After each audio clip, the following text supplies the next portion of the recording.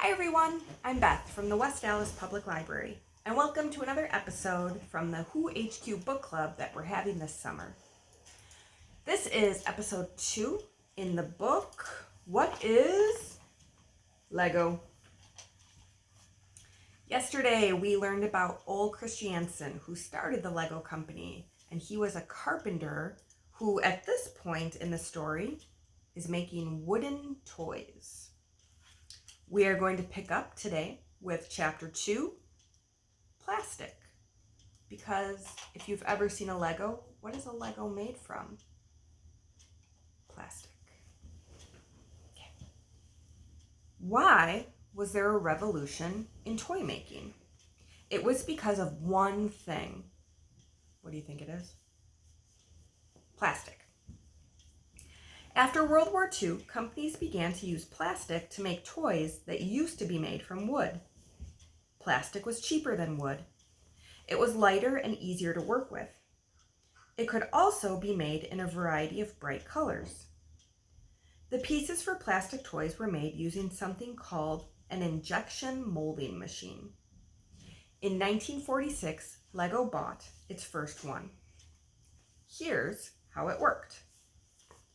Hot liquid plastic was pumped through the machine into a mold.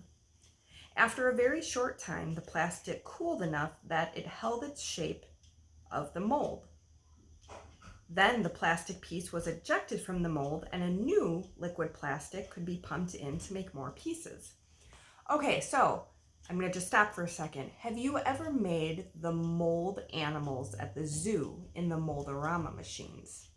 It's the same idea. There's a mold that they shoot hot plastic into, and it takes the shape of the mold, and then they let it cool for a minute, but then they spit it out. And if you've ever gotten one of those molds from the zoo, they're still pretty hot when you take it out. So obviously when you get a Lego, it's cooled, but it's the same idea, same type of machine. It's probably just a lot bigger and faster at the Lego company. Okay. So this was a very different way of making toys. Ole's wooden toys had to be carved by hand. They took a long time to make. With machines, it was possible to make thousands of toys in just one day. One of Lego's first plastic toys was a small copy of a tractor made by a farm equipment company. Lego spent more than a year designing the molds for the tractor's various parts. The designs and injection molding machine and molds cost Lego about 3 times more than the price of a real tractor. But the plastic tractor was a big hit for Lego. It could be bought already assembled, or it could be bought in a kit that let children put the tractor together themselves. That sounds familiar. Ole wanted to make toys that children could play with creatively. For years, Lego had been making wooden blocks that children could stack. They were fun to a point.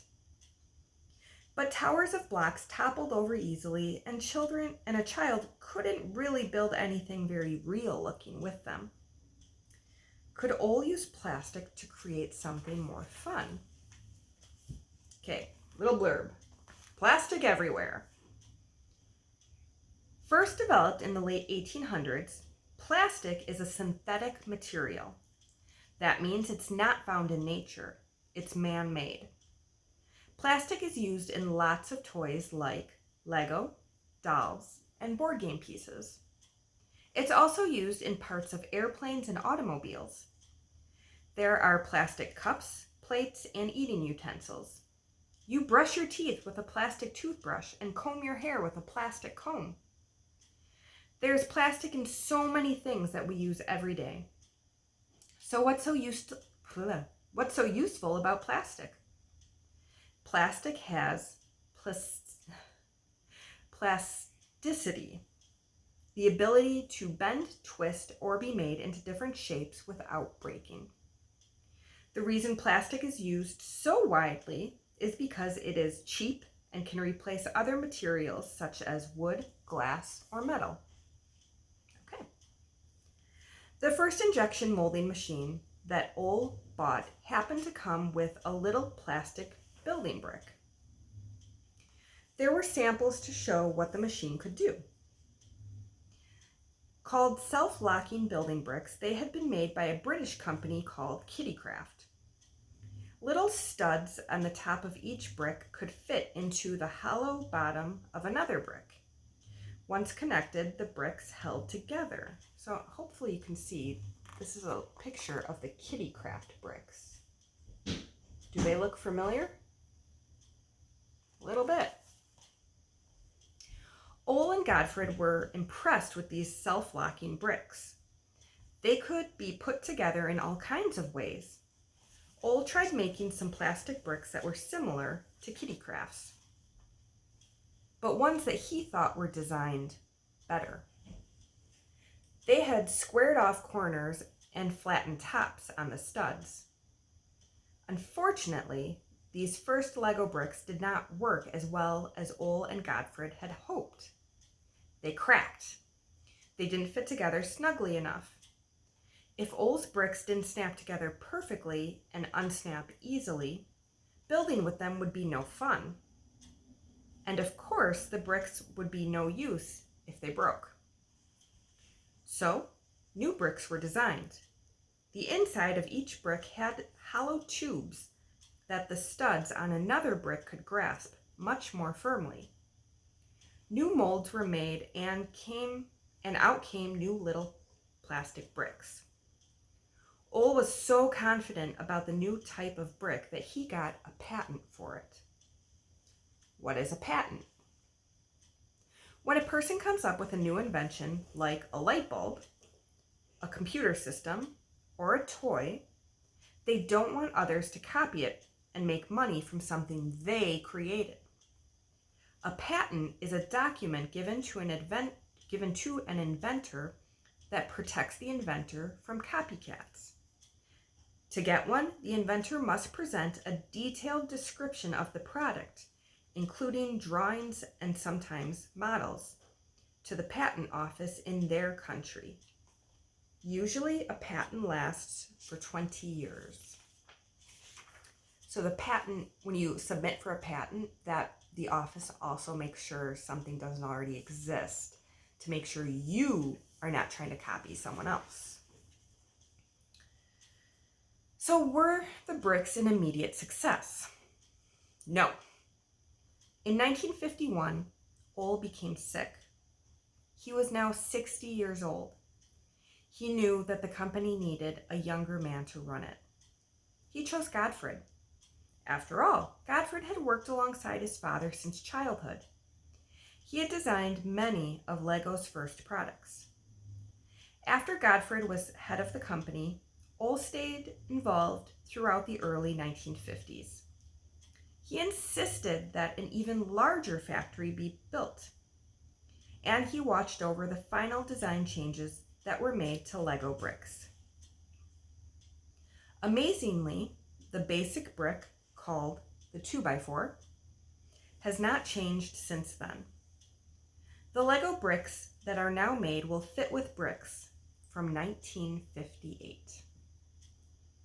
Ole passed away in 1958, just as the new and improved bricks were introduced. From 1958 through 1960, Lego sent free sample boxes to toy stores to show how well the bricks fit together. They contained only 2 bricks. Today, those original little Lego boxes are collector's items. And then in 1960, disaster struck once more. You may find it hard to believe, but there was yet another fire. The factory didn't burn down this time, but all the plans and drawings for the old wooden toys were destroyed.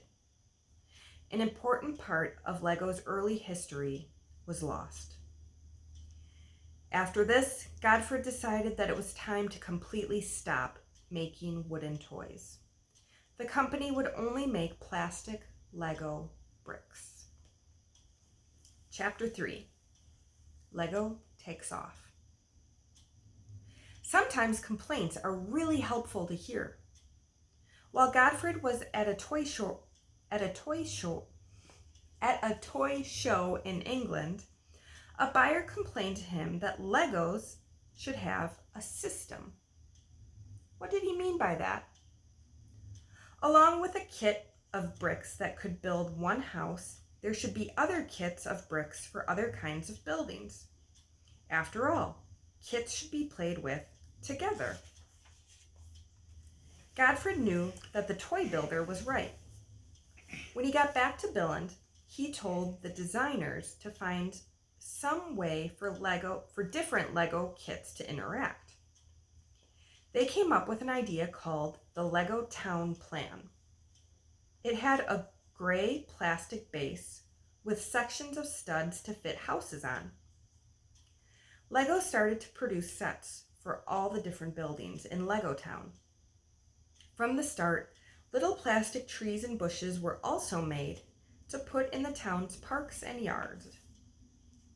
Kids loved the Lego Town system. It came with bricks in two different sizes, the 2x4 and the smaller 2x2. I'm sure you recognize these, the 2x4 and the 2x2. Kids started building their own houses using their imagination. They were able to do this because the bricks in different sets could all fit together. This truly was what Lego was all about. Playing well. In 1962, Gottfried Christiansen spelled out the qualities that every Lego system should have. They were all qualities that his father, Ole, would have approved of. 1. Unlimited play potential, which meant you weren't done with it ever. You could always find new things to make out of the bricks. 2. Fun for boys and girls. 3. Fun for every age. This certainly is true, as there are so many grown-ups who love building with Lego. 4. Year-round play. 5. Healthy, quiet play. 6. Long hours of play. 7. Development of imagination and creativity. 8. The more Lego, the greater the value. 9. Extra sets, always available. 10. Quality in every detail. On the box of the first Lego Town system, there was a drawing of a house that could be assembled from the bricks included in the box. However, there weren't any instructions on how to build that house. That changed in 1964. Lego began including a leaflet with instructions. Reading detailed instructions can often be very frustrating. So Lego did something new. They left out all the words. They only used pictures. The instructions consisted of step-by-step pictures of a project from start to finish. Each step was easy to follow.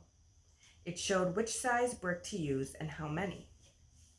Every picture showed the model from an angle with the new bricks added on. It's very similar to what they still do today. Lego still doesn't use written instructions. Children don't need to read to follow them. Almost anyone can follow the building process, and the numbered pictures and figure. Almost anyone can follow the building process from the numbered pictures and figure out where the bricks belong. This was a great decision. Although sets were becoming bigger and more complicated, the instructions made building them easy. Okay, that's where we'll stop for today. We'll pick up tomorrow with how Lego bricks are made. But until then, I will keep reading.